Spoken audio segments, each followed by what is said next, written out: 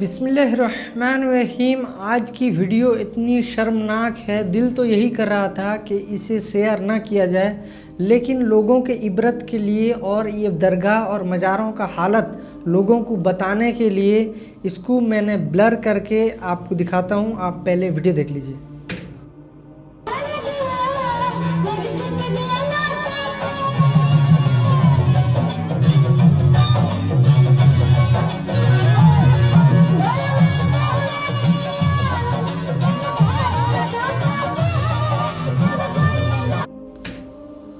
السلام علیکم، کیسے ہیں آپ لوگ؟ امید ہے کہ آپ سب خیر و عافیت سے ہوں گے۔ تو میرے بھائیو، میں نے جو آپ کو ابھی ویڈیو دکھائی یہ کوئی فلم اور ڈرامہ کا سین نہیں ہے، یہ ایک درگاہ، ایک مزار کے سامنے کا سین ہے جہاں پہ لڑکیاں بیہودہ ڈانس کر رہی ہیں ادھننگی ہو کے۔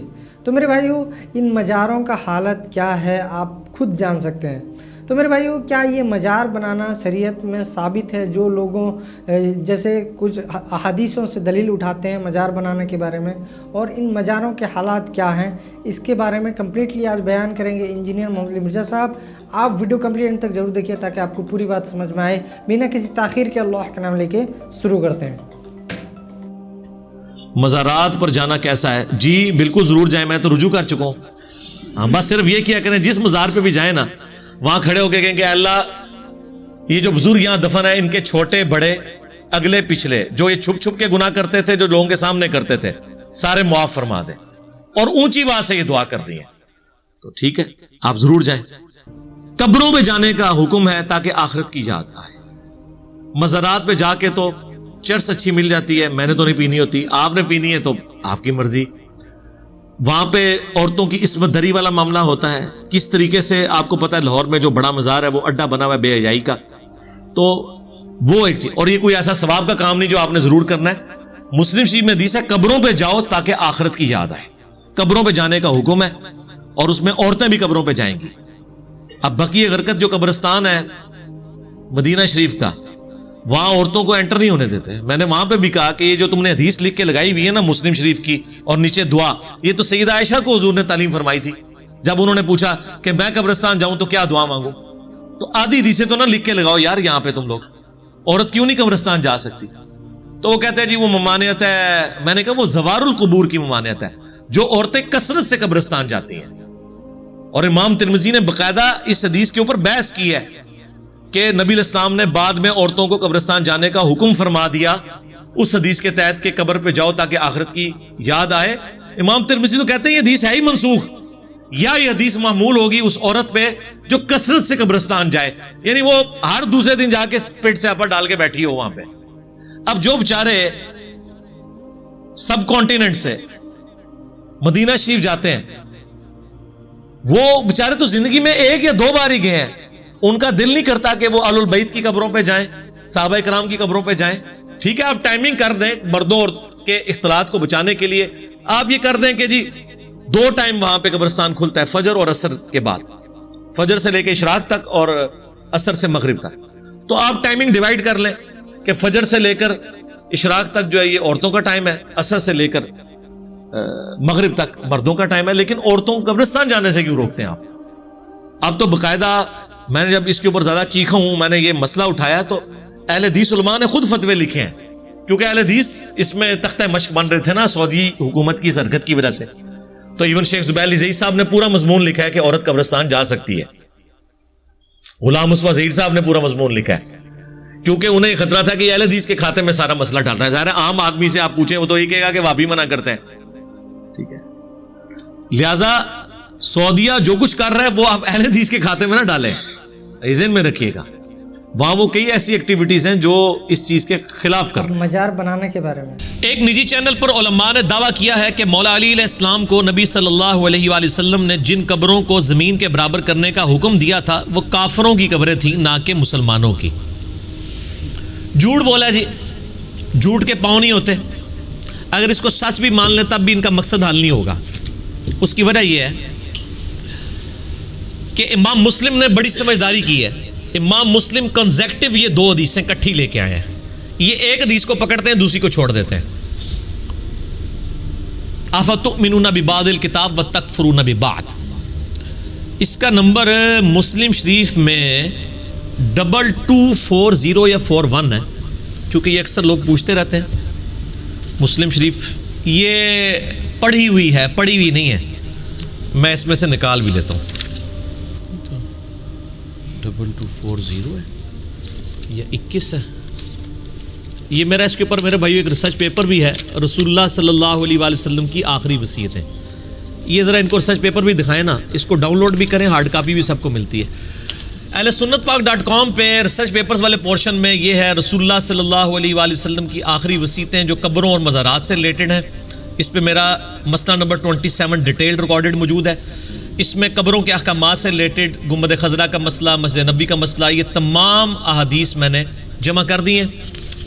اس میں دوسرے صفحے پہ یہ حدیث آ جاتی ہے صحیح مسلم کی 2242 ہے، چیپٹر وہی ہے، آگے چل کے آتی ہے. یہ کیا دیکھیں، یہ حدیث پیش کرتے ہیں 2243 صحیح مسلم سے انٹرنیشنل نمبر کے مطابق. اسلام 360 میں بھی دیکھ لیں. اس میں کیا الفاظ ہیں؟ اس میں سیدنا علی ابو حیاج اسدی سے کہتے ہیں الا ابعثک علی ما بعثنی علیہ رسول اللہ صلی اللہ علیہ وآلہ وسلم، کہ اے ابو حیاج میں تجھے اسی کام پہ معمور نہ کروں جس پہ مجھے نبی علیہ السلام نے معمور کیا تھا، کہ میں کوئی بھی تصویر یا کوئی بھی اونچی قبر دیکھوں یا کوئی تمثیل دیکھوں، کوئی بت بنا ہوا، مگر یہ کہ اسے زمین کے برابر کر دوں. اونچی قبر کو بھی زمین کے برابر، اور تصاویر کو، تماثیل کو، بتوں کو، مجسموں کو زمین کے برابر کر دوں. وہ کہتے ہیں یہ حضرت علی کو نبی علیہ السلام نے حکم دیا تھا کہ کافروں کی قبریں اور کافروں کی بنائی ہوئی تصویریں اور یہ ساری آپ ختم کریں. مسلمانوں کا حکم نہیں دیا تھا، اور مسلمان تو بناتے ہی نہیں تھے، مسلمانوں کا کہاں سے دینا تھا. اچھا، دوسری بات یہ کیٹاگوریکل حکم تھا. حضرت ابراہیم علیہ السلام کی تصاویر انہوں نے خانہ کعبہ شریف کے دروازے پہ دیواروں پہ بنائی ہوئی تھی، وہ بھی مٹوائیں. وہ کہتے ہیں یہ کافروں کی تھی، مسلمانوں کے آپ مزارات بنا سکتے ہیں. اور مسلم شریف کی واضح حدیث جو یہ چھوڑ دیتے ہیں کہ نبی علیہ السلام نے منع فرمایا قبروں کو پکا کرنے سے، ان پہ عمارت بنانے سے، ان پر بیٹھنے سے. صحیح مسلم 2245.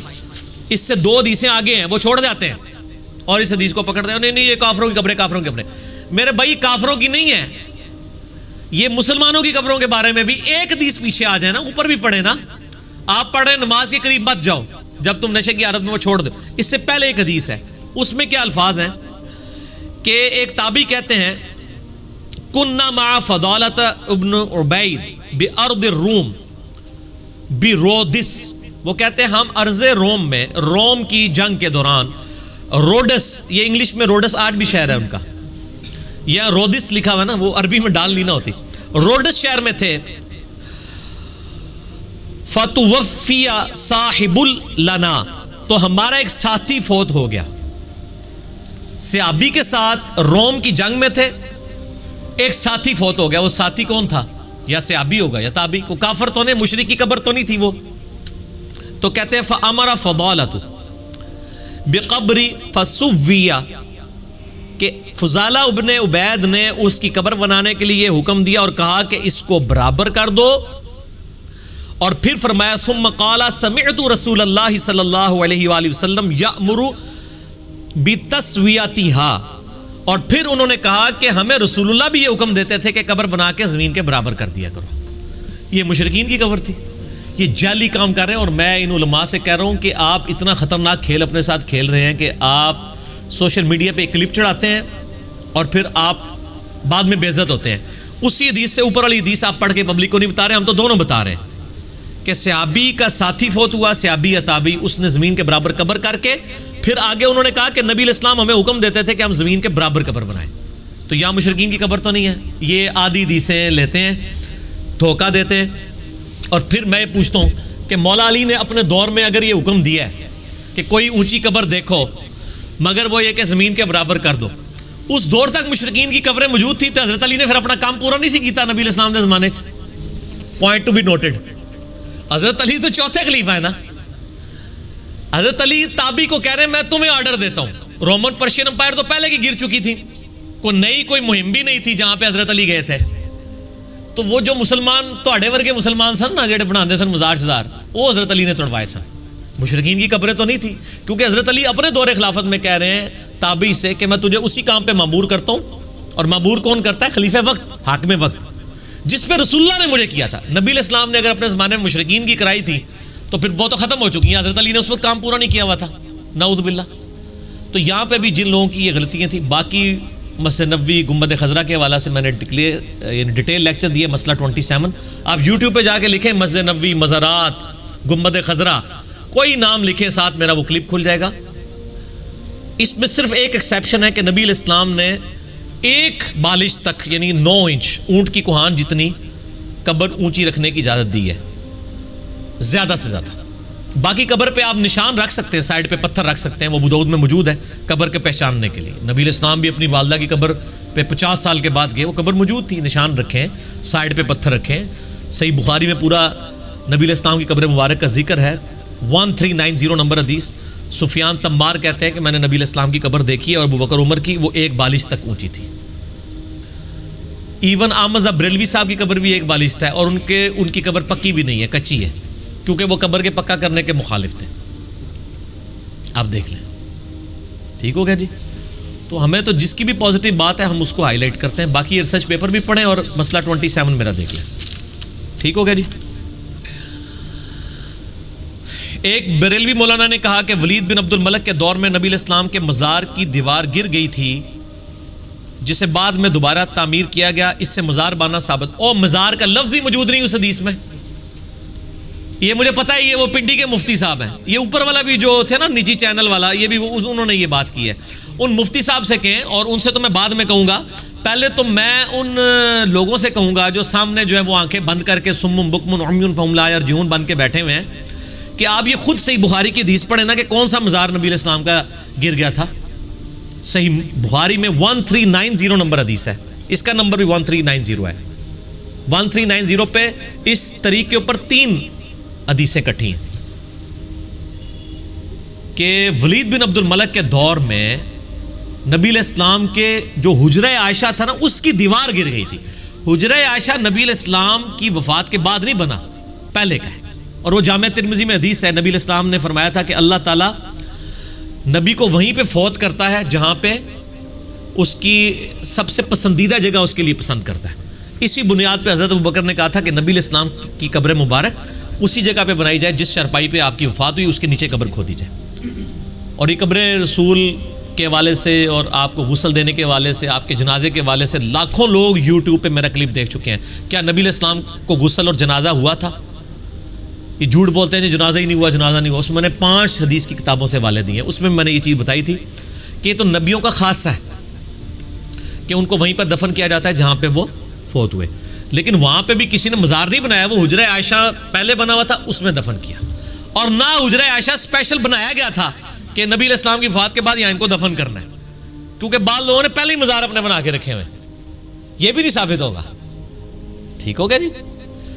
اور رہی حضرت ابو بکر عمر کی قبریں، وہ نبی علیہ السلام کی کئی احادیث موجود ہیں کہ قیامت دن میں اور ابو بکر عمر اسی طریقے سے اپنی قبروں سے نکلیں گے. اس میں تائید تھی کہ نبی علیہ السلام کے ساتھ ان کو دفن کیا جائے. اس کے بعد امت نے کوئی رزلٹ نہیں نکالا کہ باقیوں کے مزار سامنے حضرت عثمان غنی رضی اللہ تعالیٰ عنہ کا قبر مبارک تھی، کسی نے مزار نہیں بنایا. یہ تو مزار بنانے کی ٹیکنالوجی تو قبل از مسیح تھی، لیکن یہ مزار بننے شروع ہوئے نبی علیہ السلام کی وفات کے 650 سال بعد. یہ بات اعلیٰ حضرت خود مان رہے ہیں. جو قبۃ الصخرہ تھا، ڈوم آف دا راک، وہ گولڈن ڈوم جو فلسطین میں ہے، نبی علیہ السلام کی وہ جس چٹان سے آپ معراج پہ چلے گئے تھے، یہ صحابہ کے دور میں بنا ہے، بنو امیہ کے دور میں جب صحابہ زندہ تھے، ولید بن عبد الملک کے دور میں، جنہوں نے اتنا مہنگا گنبد بنایا نبی علیہ السلام کا گنبد بنا دیتے. احمد بریلوی صاحب خود مانتے ہیں کہ 668 ہجری میں 650 سال کے بعد گنبد خضرا رکھا گیا. تو صحابہ کرام تو سونے کا گنبد بھی بنا سکتے تھے. ان کو اس حدیث نے روکا تھا صحیح مسلم کی کہ میں تمہیں منع کرتا ہوں قبروں پہ مارتے مت بنانا. 2245. تو یہ انہوں نے پھر جھوٹے معاملات کیے ہیں. وہ اس میں یہ بھی آتا ہے کہ سیدنا عمر کا پاؤں مبارک باہر نکل آیا. میں نے یا تو نبی والے لیکچر میں بھی یہ ویڈیو میں بھی یہ ساری چیزیں ریکارڈ کرائی ہیں. یہ سب کچھ انہوں نے جھوٹ بولا ہوا ہے. مزار مبارک نہیں، یہ حجرہ عائشہ کی دیوار گری تھی، دوبارہ تعمیر کر دی. ہاں آپ کے زمانے میں گرتی تو آپ تو پتہ نہیں اس پہ کتنا بڑا مزار بنا دیتے. انہوں نے وہی دیوار ہی تعمیر کی ہے دوبارہ جو گری تھی. ٹھیک ہے نا جی. اور بخاری مسلم الفاظ ہیں، سیدہ عائشہ کہتی ہیں کہ نبی علیہ السلام اپنے مرض الوفات میں کہتے تھے اللہ کی لعنت ہو یہود و نصارہ پہ لعن اللہ یہود والنصارى اتخذوا قبور انبیائہم مساجدا، انہوں نے نبیوں کی قبروں کو سجدہ گاہ بنا لیا. بخاری مسلم میں اما عائشہ کے 7 الفاظ ہیں، میں نے اس پمفلٹ میں بھی ڈالے ہوئے ہیں. بخاری میں 1390 ہیں، مسلم میں 1183 کہ اما عائشہ کہتی ہیں نبی علیہ السلام ہمیں ڈرا رہے تھے اپنی وفات کے وقت کہ میری قبر کے ساتھ یہ سجدوں والا کام نہیں کرنا، اور وہ کہتی ہیں اگر ہمیں ڈر نہ ہوتا کہ لوگ قبر رسول پہ سجدے شروع کر دیں گے تو ہم زائرین کی زیارت کے لیے قبر رسول کو اوپنلی چھوڑ دیتے. حضرت عائشہ کے زمانے میں بھی ہر بندہ قبر رسول پہ نہیں جاتا تھا، اجازت لینی پڑتی تھی، کیونکہ اسی گھر کے اندر اما عائشہ رہتی تھی تو اوپن نہیں تھی قبر مبارک. یہ لوگ کہتے ہیں نا آج بھی اوپن، پہلے بھی کوئی اوپن نہیں رہی ہے، یہ پہلے بھی اما عائشہ سے اجازت لینی پڑتی تھی اور ایک خاص ٹائمنگ ہوتی تھی قبر رسول تک جانے کی. اب تو خیر وہ والا معاملہ، اب کوئی اندر بھی لوگ جاتے ہیں وہ بھی قبر تک نہیں پہنچتے، اس کے سائڈ پہ بھی ایک دیوار ہے. ڈائریکٹ قبر کو کسی نے نہیں دیکھا سوائے تابعین، تبع تابعین کے دور تک. اور اس میں جو حوالہ وہ پیش کرتے ہیں وہ ایک واقعہ نور الدین زنگی والا جعلی جھوٹا واقعہ، وہ بے سند. تو میرے بھائی امید ہے کہ آپ کو یہ ویڈیو پسند آئی ہوگی اور بات سمجھ میں آئی ہوگی. اگر ویڈیو پسند آئی ہے تو لائک اور شیئر ضرور کیجیے اور ہمیں سپورٹ کرنے کے لیے سبسکرائب ضرور کیجیے. اور پہلے والے ویڈیو کے بارے میں آپ کیا کہتے ہیں کامنٹ کر کے ضرور بتائیے. ملتے ہیں نیکسٹ ویڈیو میں انشاءاللہ. السلام علیکم ورحمۃ اللہ وبرکاتہ.